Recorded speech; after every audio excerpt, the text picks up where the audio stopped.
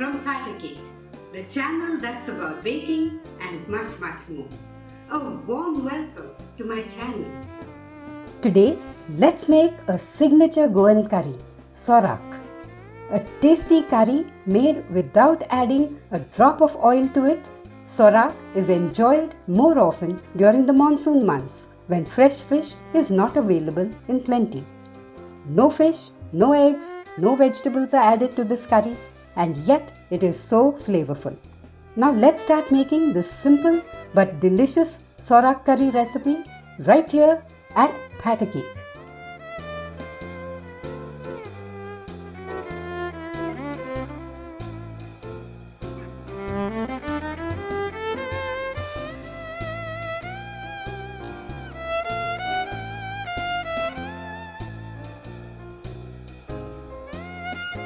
Before doing anything else, we have to first soak a small ball of tamarind in a little hot water.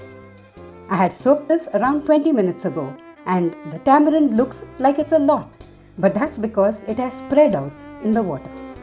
Next, we have to finely slice a small onion lengthwise. I've already sliced it. And now we can add half a teaspoon of salt to it. And then crush it well by hand. Like this, so that the onion can release its juices. I'll transfer this to the vessel in which I'll be making the curry. You could crush the onions directly in the vessel if you want. Let's set this aside and start preparing the coconut masala for the curry.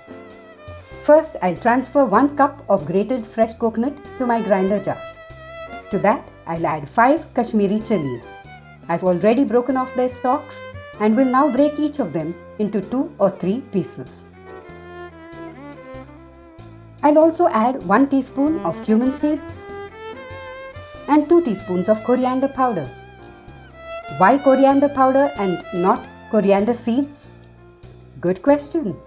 Well, the most important point to note while making sorak is that the masala has to be ground really fine. Coriander seeds, however, are difficult to grind finely in a mixer grinder. And since I didn't want my masala to have tiny bits of coriander seed skins in it, I decided to use coriander powder rather than the seeds. Next, we'll add 10 peppercorns, 6 medium-sized cloves of garlic, and half a teaspoon of turmeric powder. Let's add a little water to the grinder jar and then grind this as finely as we can. Here's our masala paste. You can see how fine and smooth it is. And this is the rinsing of the grinder jar. Let's add the masala paste to the curry vessel and also rinse the bowl.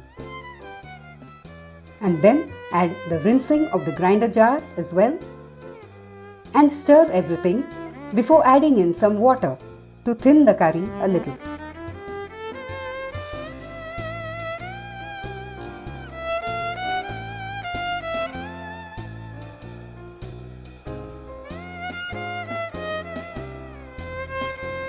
Let's add just half of the tamarind extract at this point, and later on add only as much of the rest as we need while adjusting the taste.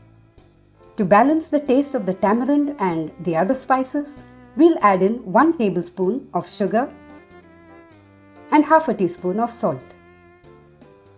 We'll dilute the curry some more with a little water.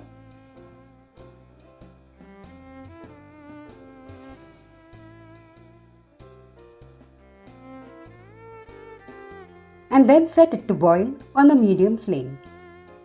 After it came to a boil, I lowered the flame and the curry has now been simmering for around 5 minutes. Let's adjust the consistency of the curry. It's a little too thick. So I think I'll add in around a 1/4 cup of water.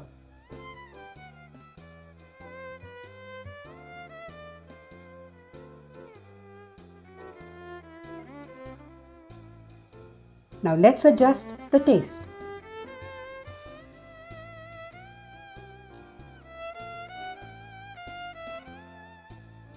It could do with around just half of the remaining tamarind extract.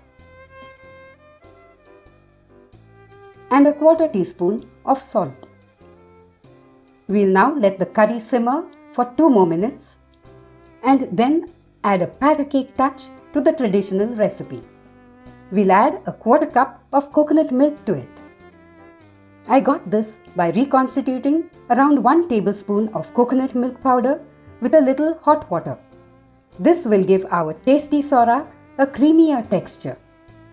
We'll let the curry boil for a minute and then turn off the stove. Our Goan Sorak curry or plain coconut curry is ready to be served.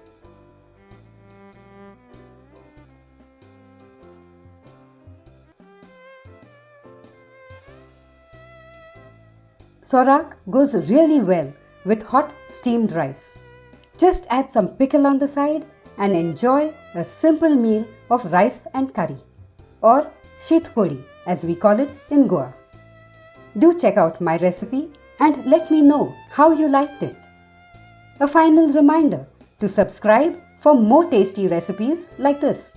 Until we meet again, happy cooking!